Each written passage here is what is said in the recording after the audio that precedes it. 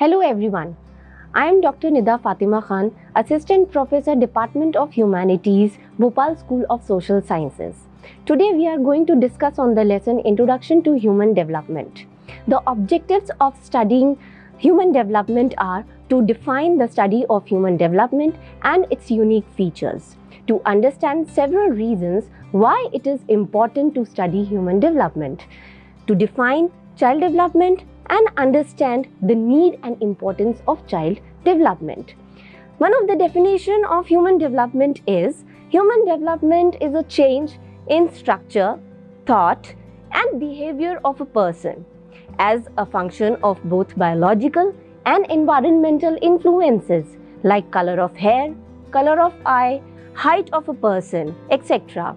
To understand human development, we must understand the human organism at all ages and stages from the point of biology, anthropology, sociology, and psychology.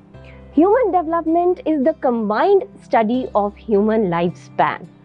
For example, to understand and describe adult behavior, one must understand the child development because it is very important to study the experiences and processes of childhood that have impacted to the adult behavior. To know more about the human development and behavior, we must be aware of cultural variations and its effect on behavior. So, human development is the continuous process. This means that adolescence, the development of the human being does not stop at adolescence or adulthood. It continues throughout life. It is continuously influenced by the characteristics that we are born with and by those we require through our experiences. The study of human development focuses on two ways: qualitative way and quantitative way.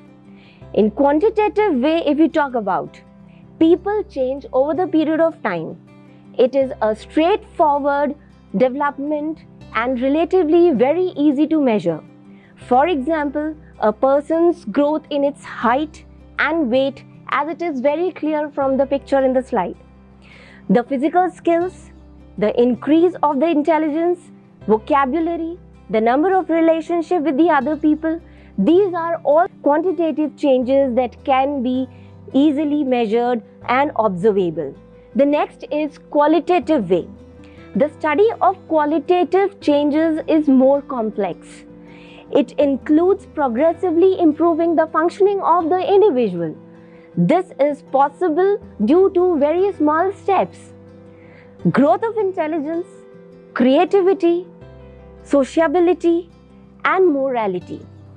So these are some of the qualitative changes we find in human beings. For example, a child don't understand the concept of honesty, but now as adolescents, you do.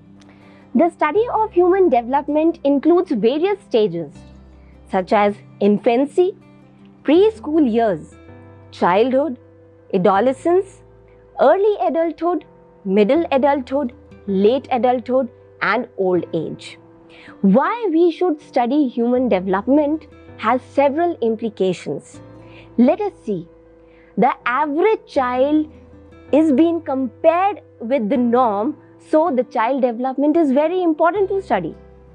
A parent of a child seems backward in development may reassure that he or she fall in the limit of normality, or they may be advised on how they can help the child to overcome any deficiencies. Another example, when parents of maladjusted child needed psychological advice that enabled them to direct the child from the path that leads to trouble. So in all these conditions, to direct the child to come out and overcome any deficiencies, the study of human development becomes very, very important.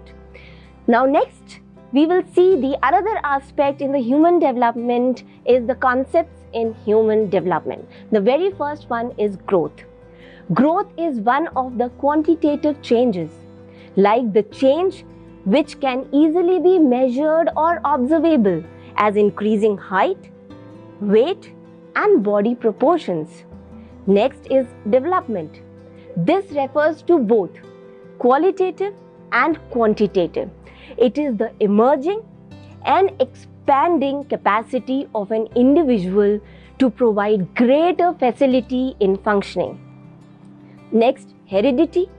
Heredity is the sum total of the characteristics acquired at the time of conception and carried throughout the life. Environment. Environment constitutes the sum total of all the conditions and factors potentially capable of functioning of an individual. Genotype. It is a material inherited from the ancestors which make the person genetically unique. Phenotype. It is the way genotype is expressed. It is observable or measurable characteristics. Maturation. Maturation refers to unfolding of qualities potentially present in an individual resulting from his heredity background. Learning. Learning refers to acquisition of new behavior depending upon some kind of practice or mastery in a task. Phylogenetic. This refers to the function common to their race, such as sleeping, sitting, walking, depending more on maturation. Ontogenetic. It refers to the function specific to an individual, such as skills in swimming, riding, singing, and artistic skills. Training and practice is essential to gain mastery in these functions. So these are some of the concepts to understand the human development. Next aspect of human development which we will going to cover today is issues of growth and development. The very first one is nature and nurture. Nature refers to the characteristics genetically determined. Nurture refers to the idea that particular characteristics is environmentally determined through learning. So both genetics and environment are equally working together to determine how one feels, thinks and behave. For example, characteristics like intelligence, depression, whether one is right or wrong, whether one is right-handed or left-handed, how quality one is maintaining, how quickly one is learning, all are being determined by varying combination of both genetics and environment together, which works equally and make a person. Next is continuity and discontinuity. Continuity unfolds development slowly and gradually, but continuously at a fairly consistent space. Discontinuity. Discontinuity sees development as more abrupt, a succession of changes that produce different behavior in different age-specific life periods.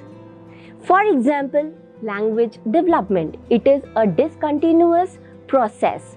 It does proceed relatively slowly during the first year and pick up the development from first year to 18 months up to 3 years of age, and then there is an increase in the vocabulary. Structure of language. Usage of language improves, but not nearly at the rapid pace. That means language development is quick and very continuous during the early years of their life. So after that, there is a progress and a continuous development in the language with the specific period of life and age of a person. That is why it is a discontinuous process. The last one is universal and context specific. Universal view suggests that development unfolds basically the same way, regardless of the individual gender, socio-economic status, nationality, etc. The stages of development starting from infancy to adulthood are common for all the individuals. In other words, all the human beings have to go through with these specific sequence of the human development irrespective of their culture, community and society. Context specific view indicates that development occurs in different way for people from the different background. For example, an individual from a tribal area background may have a different set of social issues and social behavior, which is very much different from the people of the urban area. Moreover, the way of greeting, language, art, aesthetics also reflect the context-specific development of individuals. So today we have covered the definition of human development, the objectives of studying human development, concepts of human development, and the issues of growth and development. The next we will going to continue with the topic of human development with new aspects so that we can understand the human life in total, so it may help us to give the benefit to ourselves and others. Thank you so much.